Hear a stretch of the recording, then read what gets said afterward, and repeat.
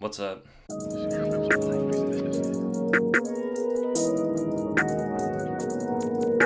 So I wanted to show the process of how I made this beat and kind of break it all down because it's a lot simpler than it sounds, even though it kind of sounds like there's a lot going on. I'll show you guys.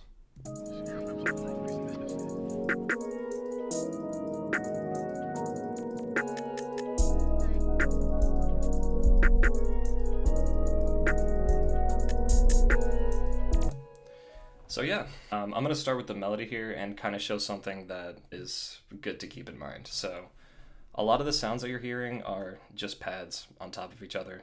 I know it's kind of obvious, but I'm gonna show how all the pads sound individually, and then I'll show how they kind of mesh together at the end. So this is the first one.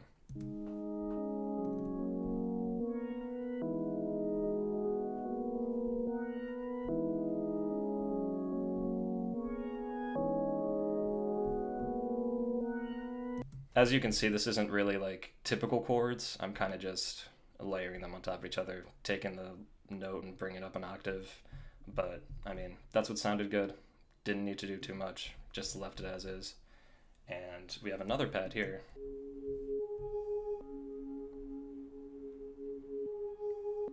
Now it's just playing one note. Gives it that little bit of depth.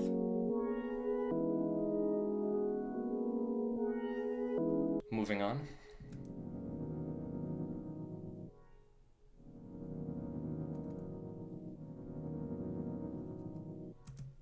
And there's going to be a recurring theme throughout this video of analog labs coming up. It's the thing I like using the most. I'm not going to say it's the best, but I like this pad in particular because it plays a minor chord. Moving on.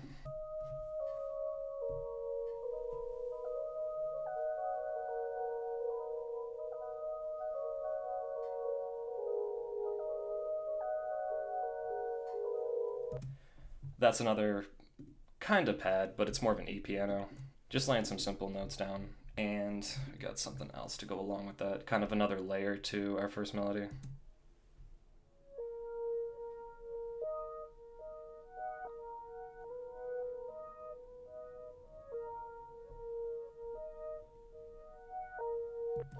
Yeah, there's a lot of cool things you can do in analog labs. You can find a lot of stuff that sounds like that. And now we got one of my favorite sounds here. That little thing at the end, it just adds so much to it.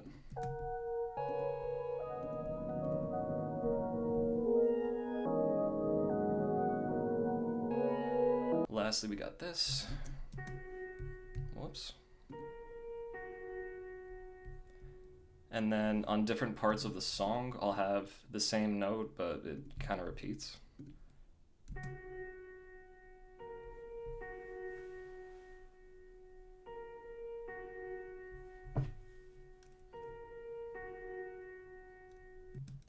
Altogether, it sounds like this.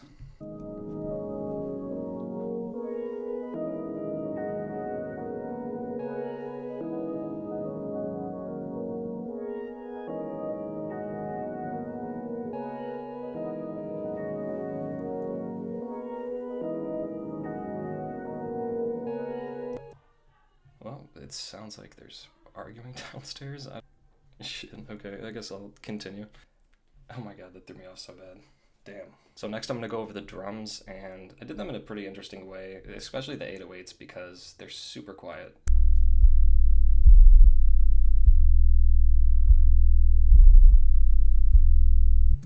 It's like the ultimate sub 808, but it works for what it does, and it just provides the depth that I needed. So bringing the hats here.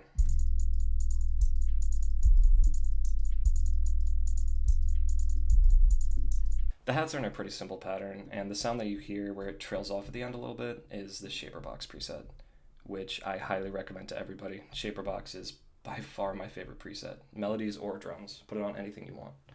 And halftime at 8% just to add a little rhythm to the drums, kind of get a swing going, and a little bit of mixing here, nothing crazy.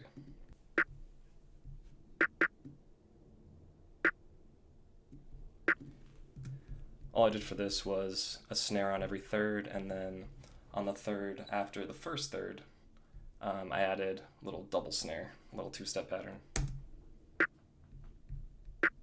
Next we have the open hats. I only have a couple here.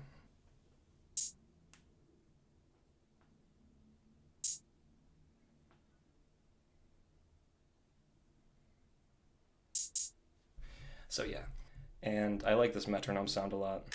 So that just comes in right before the fifth bar hits to kind of transition into the next part of the chorus, of the verse, of the beat, and everything.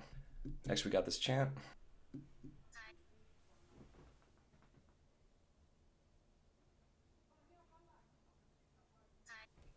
Next we got something that I use in basically everything I make, this laser sound.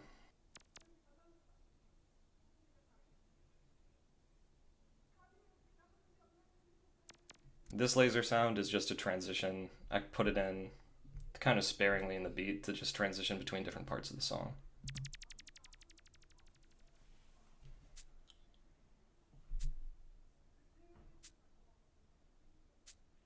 I like using shakers because it kind of ties everything together. You can push it to the background a little bit of all your drum sounds, and it just makes everything flow better. So all the drums together sound like this.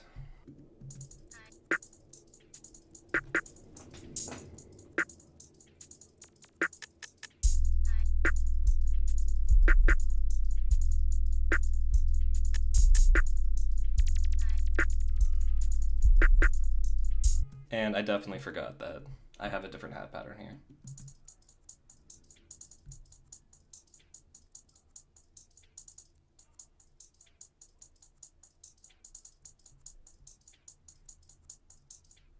And we can go over to arrangement now because this is also really simple, but I like putting FX and different sounds on different parts of the beat to kind of indicate to whoever's going to be singing or rapping on it that this is where the next part starts, this is the verse, this is the chorus, this is the little bridge, whatever.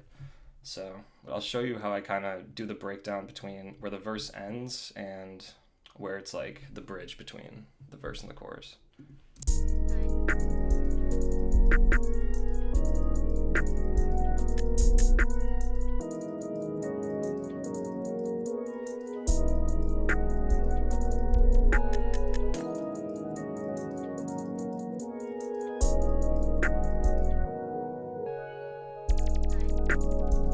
And the chorus comes in.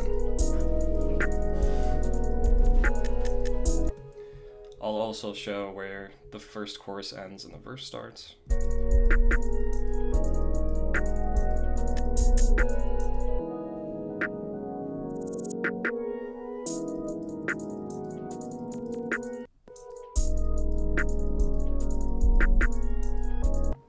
And the next FX sound is... I actually don't even know what that sound is, to be real. It's probably a sound effect from something, from some show. So yeah, that's the beat. I just kind of wanted to show quickly that you don't really need to do too much if you want to make something that sounds good.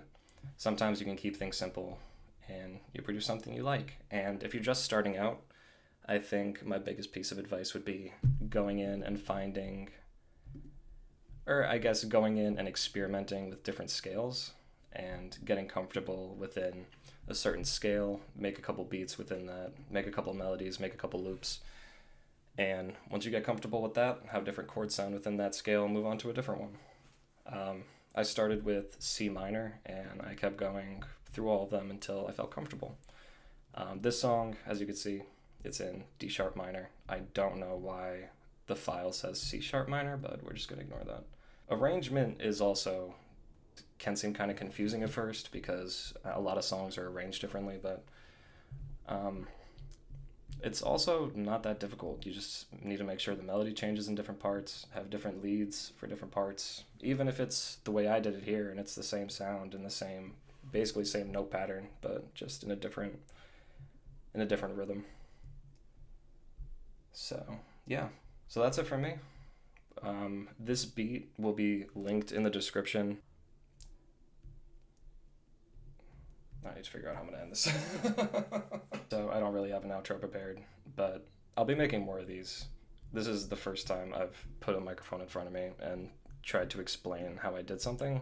So hopefully I'm not too awkward. Hopefully you guys enjoyed. Hopefully you guys learned something.